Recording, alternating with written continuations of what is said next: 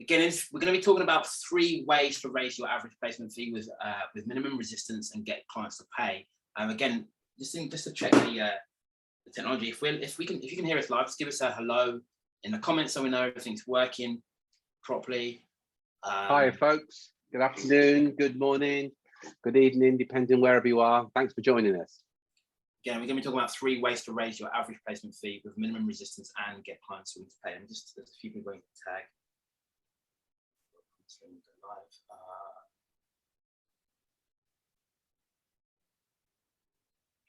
Getting it started in just a second. 3 ways to raise your average placement fee with minimum resistance and get clients who are willing to pay.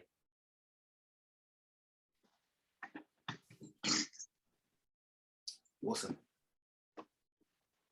Good stuff. So welcome to today's live micro training as part of the Make More Placements podcast. As I said before, we're going to be covering 3 ways to raise your average placement fee with minimum resistance and get clients who are willing to pay. It's been a while since we've done one of these live anyway. Been sort of sidetracked with other projects, but going forward from today, we're going to be live every week, so every Wednesday in the Make More Placements community on Facebook, or you can catch the replay or the recording via our Make More Placements podcast, either on iTunes, Spotify, or wherever. So depending on where you listen to this now, if you're listening in the Facebook group, make sure you subscribe to that podcast. If you listen to the podcast, make sure you join the Facebook group so you can be the first to hear when we go live. And yeah, today we're going to be looking at 3 ways to raise your average placement fee with minimum resistance, and how do you get clients who are willing to pay. First of all, Terry, just to make sure we're all on the same page, can you explain, I guess, what an average placement fee is, or what we mean when we say, increasing your average placement fee? Yeah, so let's give some examples. Let's say you're recruiting at 100,000 and you charge a percentage of the base salary. So the base salary is 100,000 and your percentage is 24%. So you charge 24,000 for placing that candidate. So that's what we mean by that. And often, or sometimes what can happen is the client wants to negotiate with you on the fee. But what we know is if you could get higher fees, it would substantially increase your profits. If you do some numbers on that, let's say at the moment you're charging 24,000 per placement, and let's say that over a year you make one. You're a solo recruiter, and you make one placement a month. So over a year you make 12 placements. If you were to be charging 25,000 rather than 24,000, that's an additional 12,000 of your local currency, dollars, pounds, euro, in your bank account for no additional work. Just by knowing how to do this, there's 12,000 that you could spend on your family or your loved ones, just by doing that. So it's a great thing when you get it, and once you get it, you can have a massive impact on your business, on your bank account. And actually, it's easier, isn't it, Drew, to when you compare it to trying to win additional business? Yeah, 100%. I think there's lots of ways people look at to grow a business. Often people look at how do I bring more clients in or win more job orders, and in order to do that, then you need often you need anyway a bigger team, bigger office. There's lots of overheads that go along with that, or bigger marketing budget, or whatever it is. But if you can, like, rather than doing that, or as well as doing that, the way that we always look at first is like, how do you charge more? How do you get paid more for the work you're currently doing? I mean, I was speaking to a recruiter a few days ago, actually, who was sort of, it's their first year in business. They sort of at the 100K mark, but they were stuck. They're sort of at capacity, right? They weren't taking the profit out of the business that they wanted, or the personal earnings that they wanted, and they were sort of at capacity. They couldn't really grow without, in their mind at the time anyway, without bringing, they had to get new clients. In order to get new clients and fulfill on those promises to new clients, they had to bring someone on, and they didn't really have the money to do that. They felt that it was a big risk doing that, which is 100% right. And a lot of people are in that situation, not even solo operators, even bigger businesses as well. And when you're in a situation like that, or before you get to a situation like that, one of the ways that you can grow and I guess give yourself that breathing room Give yourself that, the cushion, a cushion of profit or the cash in the business, so you can afford to invest in, whether it's software, people, whatever, one is reducing costs, but sometimes you can't do that. And there's only, a certain extent you can do that too. But the other one is, if you can increase your average fee, your average placement fee, what do you get paid for each placement you make? So it's one of the key areas that we tend to work on when we first, go into a recruitment or search business and help them grow, rather than looking at, how do we get more clients? But first thing we look at is, how do we increase the average transaction fees? It's something we spent a lot of time researching, studying with different ways to do it. And I guess we're going to sort of dive into some of the, 3 of the easiest ways to do it now. I think, as you said, Terry, it's one of the things that we see that has the biggest impact on a business, not just in terms of revenue, but I think, one of the things that we're big on is, freedom. Like, how do you have a business that, yes, has the revenue you want, yes, has the profit, also, for you as the owner, gives you that freedom. And I think this is probably one of the things, because you can earn more, or you can either earn the same and work less, or earn substantially more for the work you're already doing. Does that make sense? Yeah, makes perfect sense. I think the other thing to add to that is as well is your fee. It's an emotional thing. Whatever fee you're comfortable asking for is just a reflection of your own personal self-worth. Because what we know is the difficulty comes in asking perhaps for a higher fee. If at some level you don't believe what you're offering is worth a higher fee, there's no logic to that. That's just an emotional thing that's going on internally. Because one recruiter will say, I won't do anything for less than 25%. And another recruiter say, well, I won't do anything for less than 15%, but they're doing exactly the same job. And there's some of you here that, if the client isn't, you've got a minimum fee that you'll work at. But it's different for every individual. But with every recruiter's got a level where they go, no, Terry, I'm not going to work at that level. That's too low for what I do. It's just a reflection of your own personal self-worth. And if you increase your self-worth and increase your standards, you'll walk away from more business at the lower fees, but you'll get more business at a higher fee because you believe that's what you're worth. But it's a very emotional, we probably haven't got time to cover it today, what's going on there, but it's an emotional rather than logical. You'll argue, yeah, but my clients won't pay me more and whatever. Well, some of your clients will. Maybe I haven't spoken to them, but there's clients out there that will pay you more, that's for sure. Yeah, 100%. So look, let's dive into it. The 3 ways to raise your average placement fee. The first one is, what we've called it is don't discount the percentage you charge, discount the final fee. So don't discount the percentage you charge, discount the final fee. Terry, you okay to explain what we mean by that? Yeah. Again, we'll stick with 100,000 just to help me with my maths. It makes it easier for me to do any calculations. But let's say you're recruiting 100,000 and your standard fee is 24%. And the client says, can you knock 5% off that? Most recruiters go, well, tell you what, I could probably knock 4% off. Could we go ahead at 4%? The client goes, okay, so we'll do it at 20%. So you'll knock 4% off. But here's the thing with that. If you think about that, again, this calls for logic rather than emotion. Previously, you would have got 24,000 of your local currency if you did it at 24%. Now, you're going to get 20,000. So the reduction, in fact, I should have worked this out before, really, shouldn't I? Yeah. So you're actually reducing your fee by nearly 20%. And what you should be doing is rather than saying yes to 4%, because it's more than 4%, what you should respond with, if I could do something, if I could reduce the final fee by 4%, can we go ahead? So now what you do is your final fee would have been 24,000 and you're going to reduce it by 4%. So now your final fee is 23,040. Let me just check in. Does that make sense? I want to make sure that actually makes sense. So you're giving the dis. Yeah, just for me, I've heard it a lot, but I think sometimes maybe it's hard to illustrate without actually showing the calculations. But I guess the message we're trying to get across is whatever your fee is, whatever you charge your clients at the moment, in percentage terms, whether it's 30%, 33%, 25%, 17%, that's not really relevant. What we're trying to say is that often when, especially with a new client, that happens with,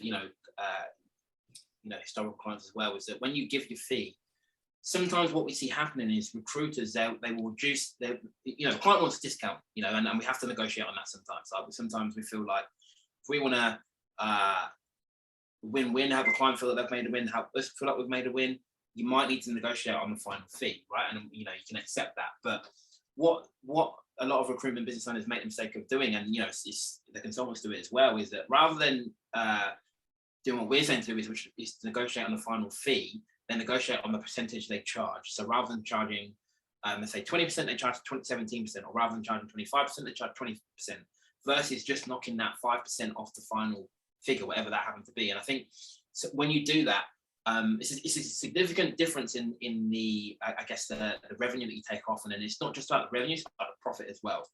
So often you see people negotiating, basically, negotiating themselves out of a profit margin, where they're taking on roles, taking on vacancies where, now, if you've only got a 30% profit margin, for example, which is healthy for a recruitment business, not bad at all, they negotiate themselves out of that by lowering their percentage too much rather than lowering the final fee. Again, I hope that makes sense. Again, if it doesn't, reach out, we can show you some calculations to perhaps illustrate it better, which is hard on it, it's this audio and video. But yeah, I hope that makes sense. Anything to add to that, Terry? Yeah, just on that.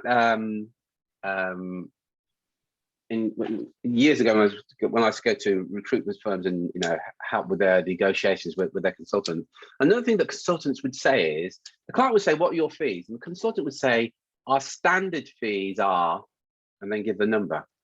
But the very fact you say our standard fees, or normally we charge, you're opening up the possibility to the hiring manager that there's some room for negotiation. And just by tweaking your language, what are your fees? And if you respond with your investment to get the top candidates is 25%, and just look the client in the face, and that's it. So yeah, sometimes it's just being aware of the language that you're using. Because going back to the example that Drew gave, rather than negotiating, rather than knocking, 5% off 25% to make it 20%, so to speak. Whatever you knock off, by the way, is off your bottom line. Whatever discount you give, if you're a solo recruiter, that's off your profits. And you're giving away the profits. And those profits are what you're in business for. Those profits, if you don't have those profits, it's going to have an impact on your loved ones, because you made a decision to give that to somebody else. So I would really encourage you to be quite strict about it, about what you're giving away. Back to you, Drew. Awesome. So that's number one, is don't discount the percentage you charge, discount the final fee. And I think when you do that, your client, you feel like you've won, clients feel like you've won. So again, there's very little resistance to that. Second way is to focus on higher salary roles. So focus on higher salary roles. Again, it's sort of, none of these are rocket science, I don't think. It's just sometimes things that we neglect, right? But in your recruitment business, so Terry, you still there? Yeah, sorry about that. Yeah, I accidentally turned the camera off. In your recruitment business, right, there are two ways to try to increase your fees, right? Number one is you increase the percentage you charge, like we just spoke about. So if you charge 20% now, you increase that to 21%. That's one way to increase your fee. The other way to get a higher fee is to simply work at a higher salary level, right? So rather than charging 20% of 100K salary, you start charging 20% of 150K salary. Right, so again, the percentage stays the same, but now we're working at a higher level. Our fee goes up, right? So there are two different ways you can increase your fee. The harder way is to increase the percentage, right? Because especially if it's with an existing client, if you've historically worked with them at 20%, 20%, that's the number they have in their head, and off the number that you have in your head. Sometimes it feels like there's a bit of resistance when you say, okay, look, now we're charging 22% or 25% or 30%, right?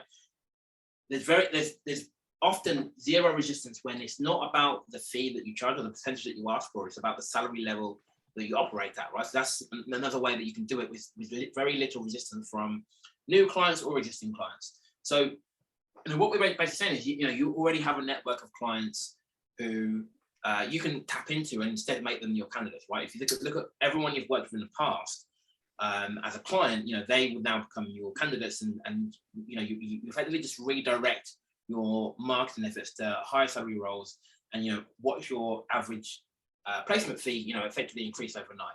So anything you'd add to that? Yeah, so if you make that decision, and it is about making a decision to work at a higher salary, ultimately that's your choice. But anybody that's been in the industry for long enough to know, whether you recruit at 100,000 or 150,000, it's pretty much the same amount of work. Recruitment is recruitment, whether it is at at 25,000 or 225,000. Recruitment is recruitment. The process is pretty similar. And in fact, I would argue for the more senior roles, it's probably easier.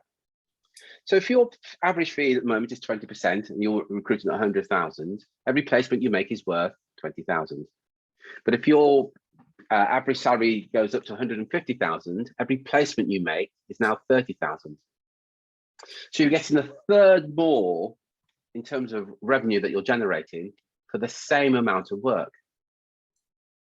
But it is your choice. It's exactly the same amount of work. To the point I would say, as I said before, it's probably easier to do, in my experience, it's easier, but as a recruiter, I found it easier. The more senior the role was, the easier it was to actually fill those roles.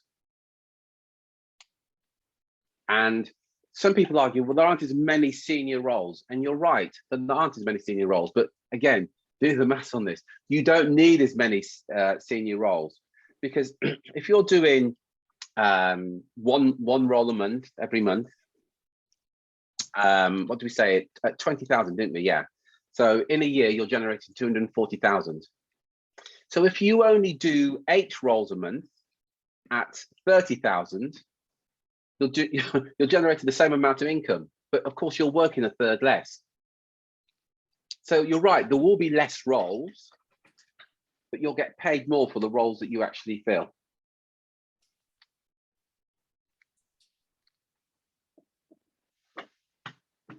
Again, let us, I hope that makes sense. If it doesn't, reach out to us, and more than happy to go through that. So that's the second one. Focus on higher salary roles. Make use of your look of clients and candidates to do that, and redirect your marketing efforts to pick up higher salary roles. And the third way to increase your your fees is to work on what we call win-win. So when you're negotiating with a client, you agree with the client that you're going to negotiate on a win-win. If it's they win, you lose, that's not good. If it's they lose and you win, that's not good. If it's lose-lose, that's not good. The only one you should be doing is the one that means that it's win-win for both parties. And if you're negotiating, it has to be win-win. So if you're going to negotiate on the fees, the question you need to be asking is, what do I get in return? The client says, oh, you're asking for 20%. Could you do this at 18%? Question worth asking, if I could do this at 18%, would you be prepared to pay this invoice within 7 days? Because you're going for win-win. Could you do this at 80%? If I could do this on 18%, I can do this at 80%, but we're no longer able to offer you the replacement candidate. So ultimately, Mr. or Mrs. Hiring Manager, the choice is yours. Which would you rather? The choice of the replacement candidate or the lower fee? And interestingly, by the way, most hiring managers will go for the replacement candidate or the money back guarantee or whatever it is that you like to call it. But this is what negotiation is. It's got to be win-win, where you're negotiating something, they want something, and you ask for something in return. If you're not doing that, it's win-lose. They get the discounted fee, you lose that financially, but you get nothing in return. Anything to add to that, Drew? Yeah, I think look, it makes perfect sense. I think, I guess what we're trying to get across is often when you're speaking to a prospect or to a client, in their minds, and perhaps in your mind as well, like the fee is the most important thing. So it's often the first thing people negotiate on. They ask for a reduction on what the fee is, right? So all we're basically saying is, if and when a client does that, if you want to negotiate on your fee, you can do, but when you do it, what we're saying is, if they're going to gain a lower fee, then you should too, gain something or remove something from whatever the terms were. So it could be that you reduce your payment terms from 60 days to 30 days, or 30 days to 7 days, whatever it happens to be. It could be that, if you reduce your fee, then the guarantee period is shortened. It could be that, it could be anything you want, really. It really highlights the importance of having solid terms, so you have more than one point to negotiate on. But the more you start doing that and start saying, look, yes, we can do that with the fee, but if we do that, then we have to reduce the guarantee period, or we have to do this for the payment terms. The more you start doing that and just making the client or the prospect verbally aware of, I guess, the consequence of a fee reduction, what they're going to miss out on. The sooner you realize it, or they'll realize that actually, the fee's not that important, I'd rather the guarantee, or the fee's not that important, I'd rather the extended payment terms, or the fee's not that important, I'd rather X, Y, Z, right? And suddenly you start, so one of two things happen. Like, one, if you do discount your fee, you're getting something in return, right? So it's win-win. But what happens more often than not is the client suddenly realizes, actually, what, the fee's not that important, right? The fee's not that important. I just, often people try and bring your fee down out of habit rather than because they think they're not getting the value. So, again, if you've bought a property, a car, whatever, sometimes we think the list price is worth it, but we just ask for the discount or ask for the reduction because it's habit. And it's almost like, what you have to do. And often with your hiring managers that you're dealing with, or hiring leaders, part of their role is to ask for that discount or ask for that fee reduction, without really them feeling like there's any need to, right? So they're just going to do it out of habit. So sometimes if you can highlight what the consequences of that fee reduction, or put a consequence in place, again, you'll find that this is something not that important to them. Terry, just want to check in. Does that make sense, or anything you want to add? Yeah, it makes perfect sense. And you made a really good point there. That sometimes HR, hiring managers, whoever, the asking of the discount is more out of habit than a necessity. In the majority of cases, it's not even a deal breaker. They just, oh, you want 25%? Well, we can't go to that. We can give you numerous examples of where hiring managers, decision makers have said, look, you're gonna need to sharpen your pencil and that kind of language. And when our clients have said, well, we can't. If you want the best candidates, you're gonna, they're our fees, and they go, okay then. And it happens more often than not. The hiring manager will agree to your fee, but I suppose a key point here, if you can communicate the benefit to them, paying you the higher fee. But most hiring managers don't want the cheapest candidate, but they certainly always want the best candidate. And your conversation should be around getting the best candidate rather than the cheapest candidate, and how important that role is as well. So that's it for today, Drew, unless you've got anything to add to that, on the 3 ways to raise your average placement fee with minimum resistance and get your clients to pay it. So don't discount on the percentage, discount on the final fee or final placement fee. Focus on higher salaries, charge the same percentage. So if you're recruiting at 100,000 now, recruit at 150, same amount of work, if not less work, but for 30% higher fees. And when you're negotiating, go for win-win. So the client wins and you win. To negotiate your fees should, for example, maybe on the payment terms, on future business, on the testimonial, on a money back guarantee, or whatever. So yeah, I can give you a discount if you're happy. I can give you a discount example if you guarantee to pay this invoice within 7 days. Simple things to do. 3 real simple ways to increase your average placement fee with pretty much very little resistance, so your clients have got to pay. Thank you very much for joining us today. As Drew said, we're going to be here every Wednesday at the same time. Our sole aim is to help you make more placements, earn more money with fewer headaches. So every week we're going to be here. We're going to share with you things that you can do to do just that. Drew, thank you very much for today. Look forward to talking to you later. Until next time, folks, take care, take action, and be relentless. Cheers, folks.